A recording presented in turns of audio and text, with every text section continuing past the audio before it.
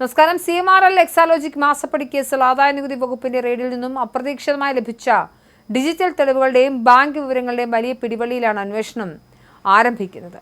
നിയമക്കടമ്പകൾ ഓരോന്നായി മറികടന്നാണ് enforcement directorate അതിവേഗത്തിലുള്ള മിന്നൽ നീക്കങ്ങൾ നടത്തിയത്. ED അന്വേഷണവും സമൻസുകളും റദ്ദാക്കണമെന്നാവശ്യപ്പെട്ട് CMRL കമ്പനിയും അതിന്റെ ഉന്നത ഉദ്യോഗസ്ഥരും നൽകിയ ഹർജികൾ ചൊവ്വാഴ്ച രാവിലെ 10:20 കേരള ഹൈക്കോടതി single bench judge justice TR Ravi പൂർണ്ണമായും തള്ളിക്കളഞ്ഞു. കോടതി വിധി വന്നതിന് തൊട്ടു പിന്നാലെ മേൽക്കോടതിയെ സമീപിക്കുന്നതിനായി 2 ദിവസത്തേക്ക് താൽക്കാലിക സ്റ്റേ അനുവദിക്കണമെന്ന് ഹർജിക്കാർ അഭ്യർത്ഥിച്ചെങ്കിലും EDയുടെ അഭിഭാഷകൻ ഇതിനെ ശക്തമായി എതിർത്തു. 2 ദിവസത്തെ അവധിക്ക് ശേഷം വെള്ളിയാഴ്ച മാത്രമേ ഹർജിക്കാർക്ക് ഇനി ഡിവിഷൻ ബെഞ്ചിനെ സമീപിക്കാൻ സാധിക്കൂ. കൃത്യമായ ഇടവേള മനസ്സിലാക്കിയ ED നിയമപരമായ അവസരം കൃത്യമായി വിനിയോഗിച്ചാണ് മുൻ മുഖ്യമന്ത്രി പിണറായി വിജയന്റെയും കുടുംബാംഗങ്ങളുടെയും വസതികളിൽ റെയ്ഡ് നടത്തുന്ന സാഹചര്യം ഉണ്ടാവുന്നത്. എന്തായാലും ഈ റെയ്ഡിൽ ഏറ്റവും സംഘർഷം നിറഞ്ഞ സാഹചര്യങ്ങളിലേക്കാണ് കടന്നുപോയത്. ED ഉദ്യോഗസ്ഥർ സഞ്ചരിച്ച കാറിന് നേരെ ചുടുകട്ട എറിഞ്ഞുകൊണ്ടാണ് സഖാക്കൾ സമരാഭാസം നടത്തിയത്.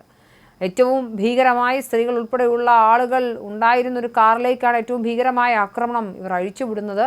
കോടതി വിധി തങ്ങൾക്കെതിരായെങ്കിലും ഇത്രയും പെട്ടെന്നൊരു റെയ്ഡ് ഹർജിക്കാർ പോലും പ്രതീക്ഷിച്ചിരുന്നില്ല.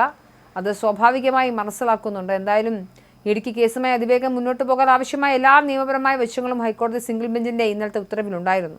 ആദായനികുതി ഇടക്കാല സെറ്റിൽമെന്റ് ബോർഡിന്റെ വിധി പുറത്തു വന്നതിന് പിന്നാലെ 2024 ഏപ്രിലാണ് ED കേസിൽ ECIR രജിസ്റ്റർ ചെയ്യുന്നത്.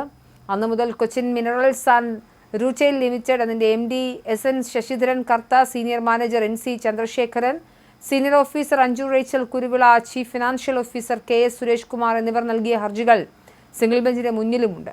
EDയുടെ അന്വേഷണവും സമൻസുകളും സ്റ്റേ ചെയ്യണമെന്നായിരുന്നു ഇവരുടെ പ്രധാന ആവശ്യം.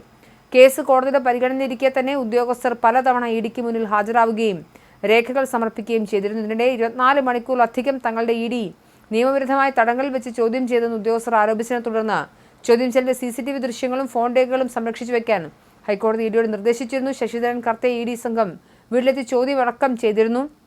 എന്തായാലും ഈ സാഹചര്യത്തിലൊക്കെയാണ് മുൻ മുഖ്യമന്ത്രി പിണറായി വിജയന്റെ വീട്ടിലേക്ക് ED ഉദ്യോഗസ്ഥർ എത്തുന്നത്.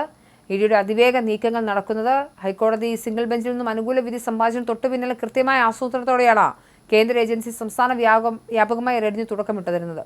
കേരളത്തിലും പുറത്തുമായി ആകെ 12 കേന്ദ്രങ്ങൾ ഒരേ സമയം പരിശോധനയൊക്കെ പുരോഗമിച്ചിരുന്നു. എന്തായാലും മുൻ മുഖ്യമന്ത്രിയും പ്രതിപക്ഷ നേതാവുമായ പിണറായി വിജയന്റെയും അദ്ദേഹത്തിന്റെ മകൾ വീണ വിജയന്റെ വീടുകളിലും സ്ഥാപനങ്ങളിലും എൻഫോഴ്സ്മെന്റ് ഡയറക്ടറേറ്റ് ഒരേ സമയം മിന്നൽ പരിശോധനകൾ നടത്തി. തിരുവനന്തപുരം ബേക്കറി ജംഗ്ഷനിലെ പിണറായി വിജയന്റെ വാടക വീട്, കണ്ണൂരിലെ സ്വന്തം വീട്, മരുമകനും ബേപ്പൂർ MLAയുമായ മുഹമ്മദ് റിയാസിന്റെ കോഴിക്കോട് കോട്ടൂളിലെ വീട്, CMRL MD ശശിധരൻ കർത്തയുടെ ആലുവയിലെ വസതി, CMRL ഓഫീസ്, വീണ വിജയന്റെ ബംഗളൂരുവിലെ എക്സാലോജിക് കമ്പനി ഓഫീസ്, കർത്തയുടെ കുടുംബാംഗങ്ങൾക്ക് പങ്കാളിത്തമുള്ള മറ്റ് 2 കമ്പനികളുടെ ഓഫീസുകൾ എന്നിവിടങ്ങളിലൊക്കെ പ്രധാനമായും പരിശോധന നടന്നത്.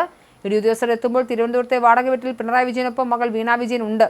ED ഉദ്യോഗസ്ഥർ വീണയുടെ മൊഴിയിൽ വിശദമായി രേഖപ്പെടുത്തി. അതേസമയം റെയ്ഡ് നടക്കുമ്പോൾ മുഹമ്മദ് റിയാസ് കോഴിക്കോട് ജില്ലാ കമ്മിറ്റി ഓഫീസിലുമായിരുന്നു. എന്തായാലും സഖാക്കളെ ഇറക്കി വിട്ടുകൊണ്ടാണ് ഈ അഴിമതി കഥകൾ പുറത്തു വരാതിരിക്കാൻ വേണ്ടി CPM ശ്രമിച്ചുകൊണ്ടിരിക്കുന്നത്.